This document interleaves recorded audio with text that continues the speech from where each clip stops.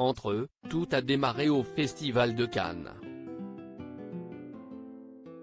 À l'époque, Sophie Marceau n'a que 17 ans, mais déjà, sa beauté et sa fraîcheur frappent le réalisateur polonais né le 22 novembre 1940. De son côté, l'actrice préférée des Français est charmée par l'assurance et le charisme d'Andrzej Zulawski qui, au moment de leur rencontre, est âgé de 43 ans.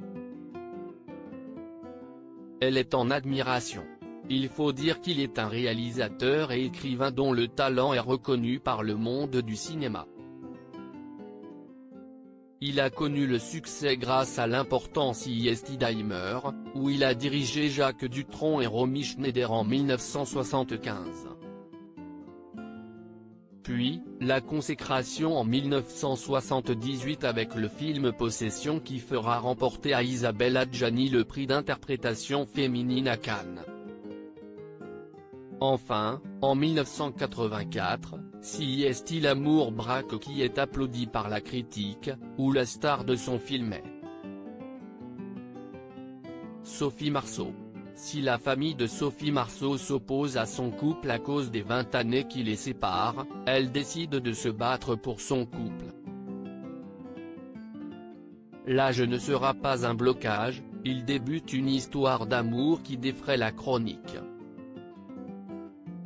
L'étoile montante du cinéma français devient sa muse. Ensemble, ils vont travailler sur 4 films et vivre une histoire qui va durer 17 ans, et qui sera magnifiée par la naissance de Vincent, en 1995.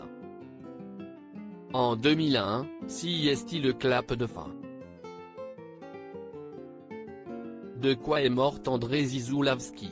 Le 17 février 2016, Andrzej Zulawski rendait son dernier souffle à l'âge de 75 ans, emporté par le cancer. CSI quelques mois plus tôt, en 2015, que le réalisateur polonais avait confié à ses 3 fils, Vincent, Ksaury et Ignacy, être atteint d'un cancer, il m'a appelé, j'ai entendu le timbre de sa voix et j'ai compris, se remémorait Vincent Zulawski dans les colonnes de Paris Match, il était un homme fier et sans concession.